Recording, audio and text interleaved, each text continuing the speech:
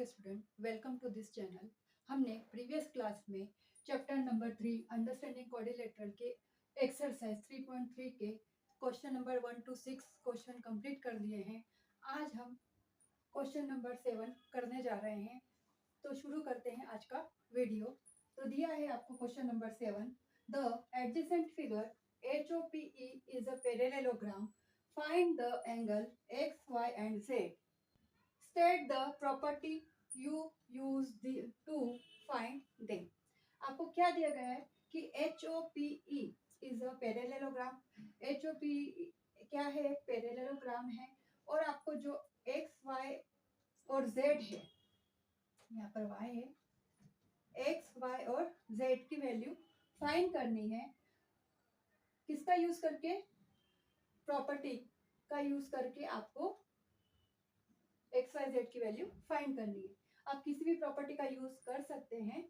तो देखिए क्या बोला गया है कि HOPE इज अ पैरेललोग्राम। अब इसमें जो x है, x जो एंगल है वो उसका अपोजिट एंगल क्या है? दिस। इसको एक नाम दे देते हैं। जैसे ये एंगल क्या हो गया? A हो गया।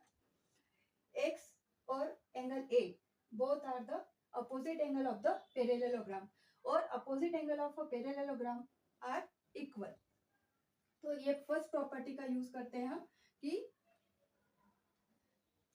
अपोजिट एंगल्स है। और अब देखिए ये अगर अपोजिट एंगल्स है तो उसमें हमको क्या करना पड़ेगा? एंगल ए की वैल्यू हमें फाइंड करनी है सबसे पहले। तो एंगल ए की वैल्यू कैसे फाइंड करेंगे? एंगल ए की वैल्यू फाइंड करने के लिए हमें कुछ ना कुछ यूज करके उसको पहले फाइंड करना है। कौन सी प्रॉपर्टी यूज होगी? यहाँ पर देखिए, यहाँ पे आपको इसके अपोजिट 70 डिग्री दिया हुआ है। तो देखिए ये क्या लाइन? ये लीनियर लाइन है।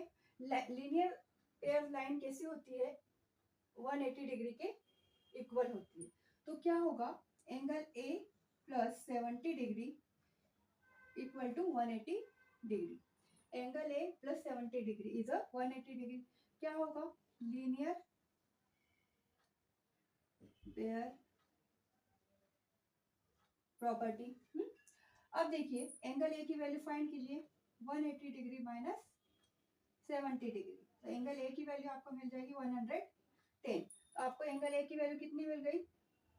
एंगल ए की वैल्यू मिली 110। अब देखिए 110 किसके इक्वल होगा? एंगल एक्स के इक्वल होगा। तो अदर प्रॉपर्टी क्या यूज होगी? Angle x equal to angle a. Angle x equal to angle a की वैल्यू कितनी है? 110। तो एंगल एक्स की वैल्यू भी क्या हो गई?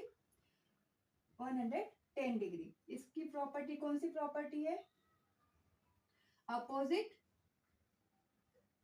Angles of the parallelogram are the equal. अब देखिए y फाइंड करेंगे। y कैसे फाइंड होगा? y इक्वल टू क्या होगा? 40 डिग्री होगा। कैसे? देखिए अगर ये क्या है?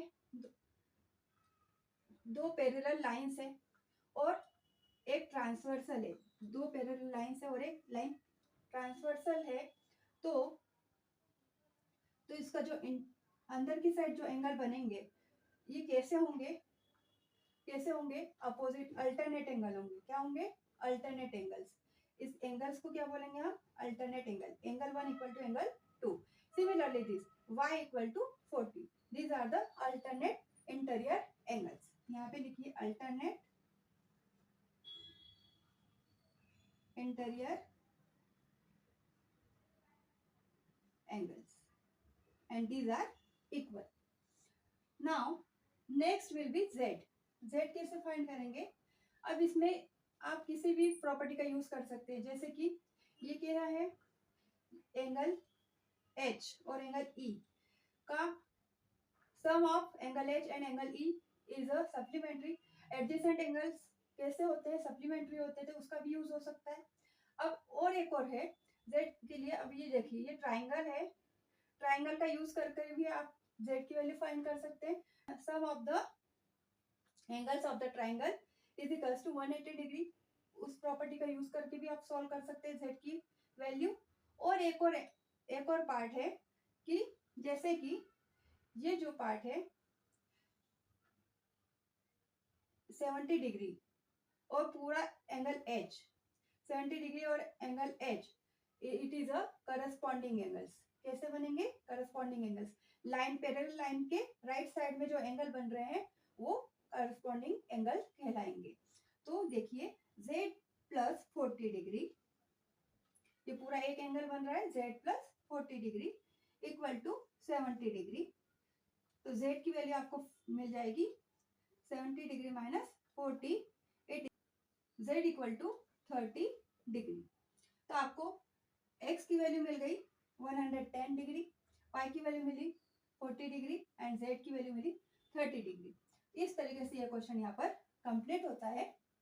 आज के लिए इतना ही, मिलते हैं अगली क्लास में।